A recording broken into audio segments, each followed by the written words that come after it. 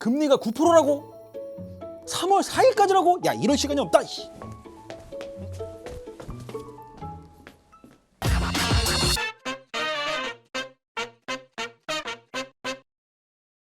안녕하세요. 사연을 읽어주는 남자입니다. 대출에 관한 내용을 쉽고 재미있게 풀어드리려고 하고 있는데요. 오늘은 너무 핫한 소식이 있어서 뱅치님들에게 알려드리고자 합니다. 뭔지 궁금하시나요? 궁금하시면 소리 질러!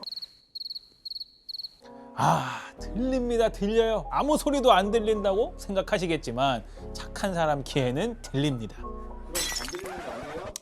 아닌데? 오늘 알려드릴 내용은 바로 요즘 가장 핫한 청년희망적금입니다. 거두절미하고 바로 시작하겠습니다.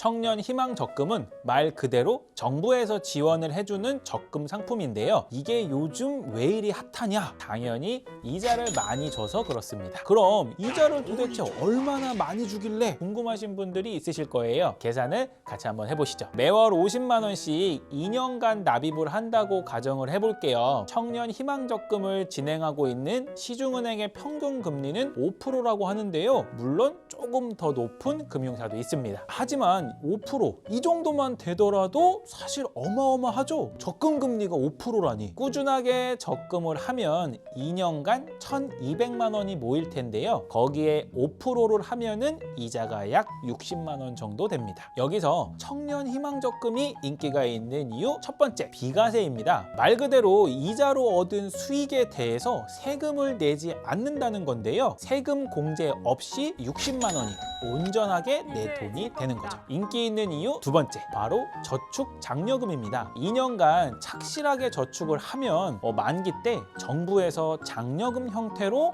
돈을 더 주는데요. 얼마나 주냐고요? 계산을 한번 해보시죠. 1년 차에 납입한 금액에는 2%, 2년 차에 납입한 금액에는 4%, 즉 50만 원씩 2년 동안 납입하면 1년 차에 납입한 600만 원에 대해서는 2%, 장려금이 12만 원, 2년 차에 납입한 600만 원에 대해서는 4%, 장려금이 24만 원, 총 합치면 최대 36만 원까지 저축 장려금을 받을 수 있는 거죠. 그럼 이자 60만 원에 저축 장려금 36만 원, 총 합쳐서 96만 원 정도를 이자 소득으로 받을 수 있는데요. 이게 얼마나 큰 이자인지 혹시 와 닿으시나요? 예를 들어 1,200만 원을 9% 적금을 가입했다고 치면 총 이자가 대략 108만 원 정도 되는데요. 기본적으로 이자로 벌어들이는 수익에는 15.4% 세금을 공제하게 됩니다. 그러면은 16만 6천 원을 공제를 해야 되는 거고 실질적인 이자는 91만 4천 원이 되는 거죠. 바로 이해되셨죠? 맞습니다. 청년희망적금은 무려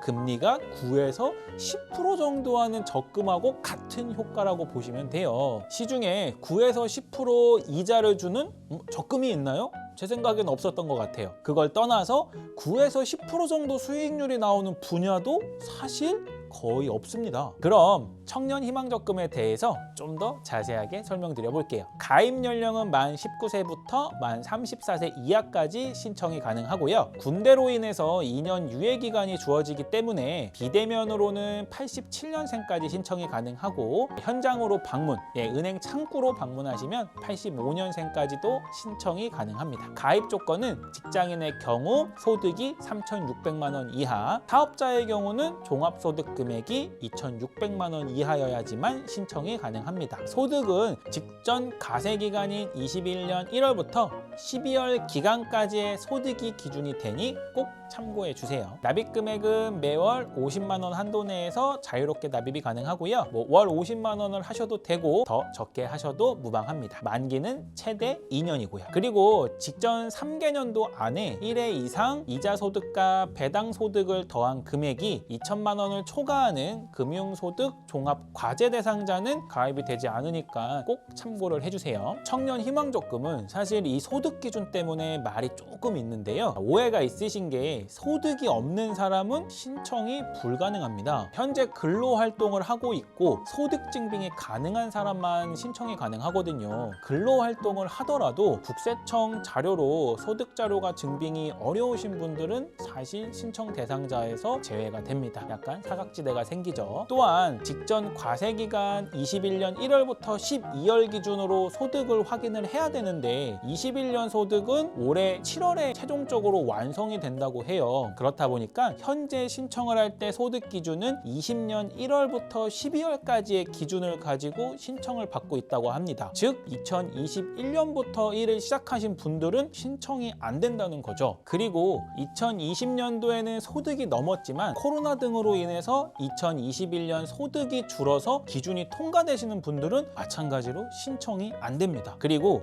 2020년도에는 소득이 기준을 넘어섰지만 코로나 등으로 인해서 2021년 소득은 기준을 통과하시는 분들은 지금 기준이 2020년도 기준으로 측정이 되다 보니까 사실 현재 신청이 안 됩니다. 이것도 마찬가지로 사각지대가 발생하고 있는 현실이고요. 근데 반대로 2020년도 소득은 통과하지만 소득이 늘어서 2021년 기준으로 통과가 안 되시는 분들은 신청이 가능합니다. 다만 추후에 소득이 넘어간 게 확인이 되면 저축 장려금은 그대로 받으실 수 있지만 만기 때 받는 이자에 대한 비과세 부분은 철회가 돼서 세금을 내셔야 하니까 이 부분은 꼭 참고를 해주세요. 마지막은 신청 기간입니다. 2월 21일부터 2월 25일까지는 오부제로 실행을 하면서 출생연도 청년들만 신청이 가능했지만 3월 4일까지는 이러한 정해진 내용 없이 가까운 은행 창구로 방문하시거나 해당 은행 앱을 통해서 가입이 가능합니다. 현재 진행을 하는 금융사는 국민, 신한, 하나,